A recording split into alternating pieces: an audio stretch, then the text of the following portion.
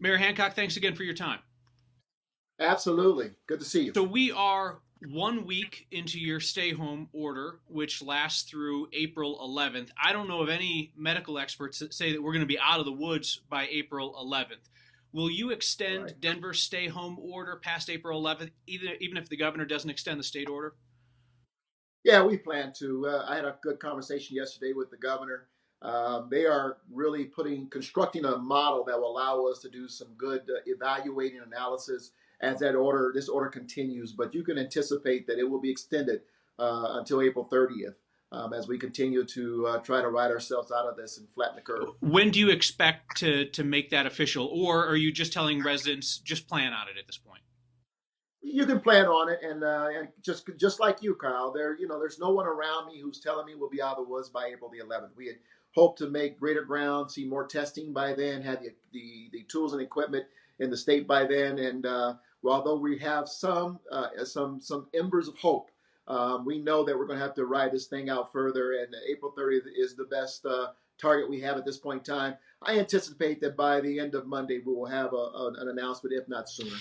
What kind of sense are you getting from your agencies about the level of compliance in the city with the stay home order? Has it kind of ebbed and flowed over the week? What's that been like? No, it's been pretty consistent. I think we are seeing a lot of people complying with the order. Now, I will say that we've had over 3,000, discussions with people in terms of contact. Over 600 warnings have been issued, and 5 citations. Considering the size of our population, how quickly this came on, those are not alarming statistics. But we're trying to be as consistent and as strong as we possibly can to tell and to remind people, educate them that it's important that they stay home and only leave when they have essential business they have to carry out. Has your standard for who gets a warning, what rises to level of citation, is that standard getting tougher, or are you okay with where it's been implemented so far?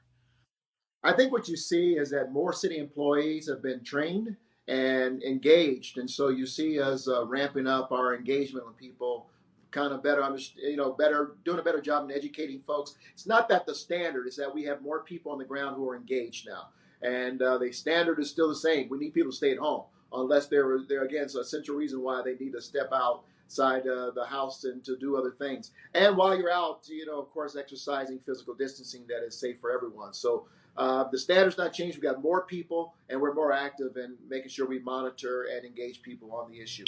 Are businesses following the spirit of the stay home order? For the most part, as you know, there are a few that we've had to contact. We've had to issue warnings, and we've had to issue a couple citations with some businesses. A lot of it is about whether or not they're essential or not. And once they are educated on what is essential and the fact that maybe their operation is not essential, if they continue to operate, we're issuing citations. We hope we don't have to take the extra step of arresting people. That's not our goal. Our goal is for compliance, and that's where we're working. Let's talk about how the stay home order applies to folks who don't have a home to stay in. If you drive Uh-huh. around the city, you see that folks who are experiencing homelessness still tend to be congregated in a lot of the same areas. The folks inside the shelters will tell us they're not necessarily set up to provide the safest space in the situation of an outbreak. What do you think needs to be done to help the homeless population be in the safest place for the next couple of weeks? Kyle, we have a team that's working around the clock to set up a congregate care facility for people experiencing homeless. One is we've been working around the clock to set up beds for those who may be exhibiting symptoms of COVID-19, before they're tested, even after they're tested. So we were setting up beds for those who exhibit these symptoms. We're working with hotels to lease them. Tonight at City Council, we're going to be moving some contracts through to help us with that situation. But in the meantime, I got to tell you, our housing team has been on the ground working to find alternative sites. We think we have a few that we're about to button up on, and that will provide quite a few opportunities for us to care for those who are homeless with congregate care. We're going to set up more, porta potties and washing basins to help those who are still out in the community before they go into shelter. So we're going to do. Help is on the way. We hope to have more of this set up by the end of next week, if not sooner. But I can tell you, no, there's not an issue that the team is working on harder and more abundantly than this issue of housing those who are When you homeless. talk about congregate care, is the thought that it would be better to have a lot of small facilities or more manageable if it's one large facility?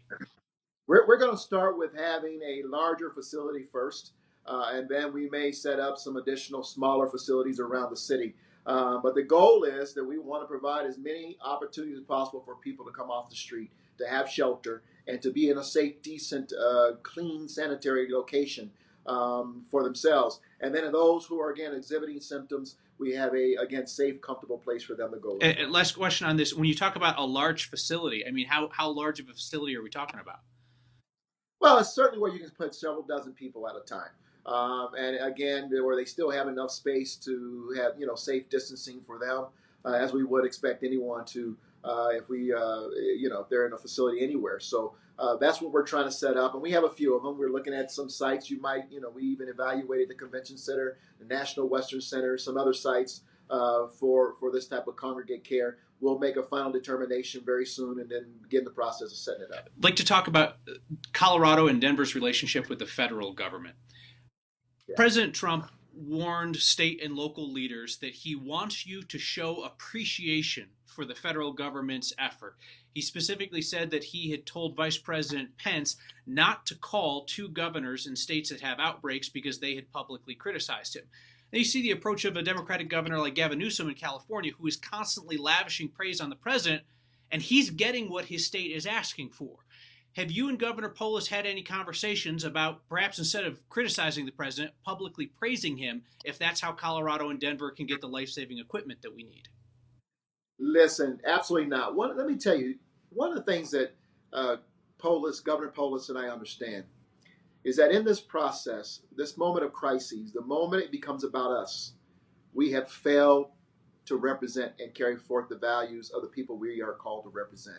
It's not about President Trump. It's not about Vice President Pence. It's not about Governor Polis or about Mayor Hancock. This is about the people that we have taken an oath to serve and to protect every day. And the moment that becomes a different model, we're all in trouble. So the reality is this: no one is out looking for a pat on the back and attaboy or we love you kind of movement. This is about how do we make the best possible decisions to best protect the people that we have taken an oath to protect. And I'm sorry that that conversation even has to occur at any level of government. We're all in the midst of a crisis, and by staying focused on the people that we're supposed to protect, we're going to do better in making those decisions. Last week, you were tested for COVID-19. Test came back negative. You had been around somebody who was showing symptoms. We both know that most Coloradans can't get a test under those circumstances. Do you have concerns that you getting tested sent the wrong message?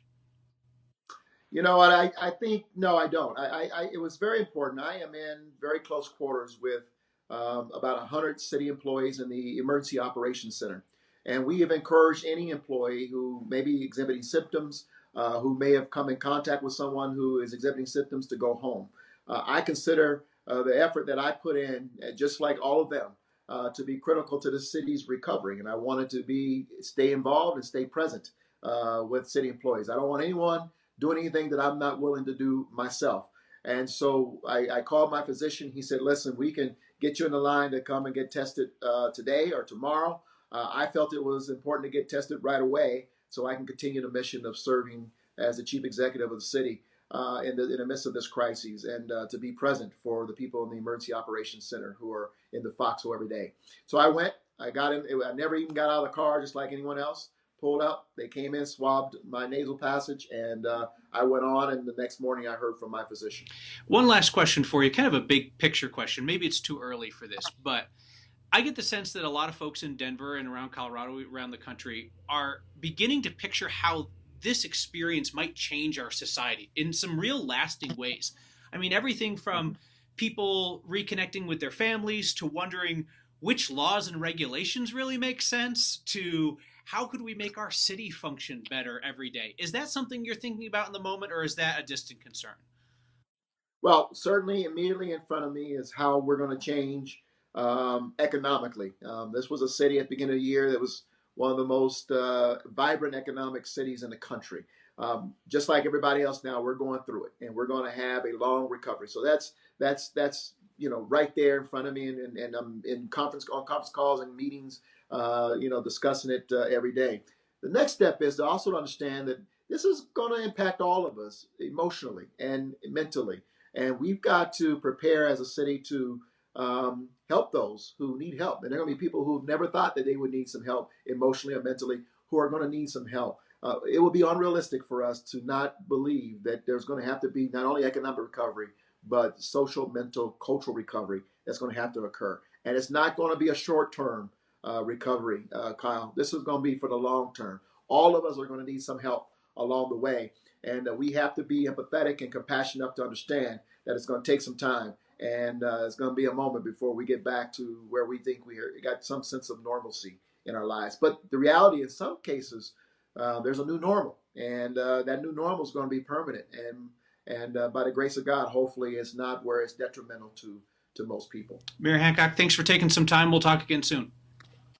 As always, Kyle, thank you, man. Thanks for what you do as well. And good luck with that haircut you got going. Thanks so much.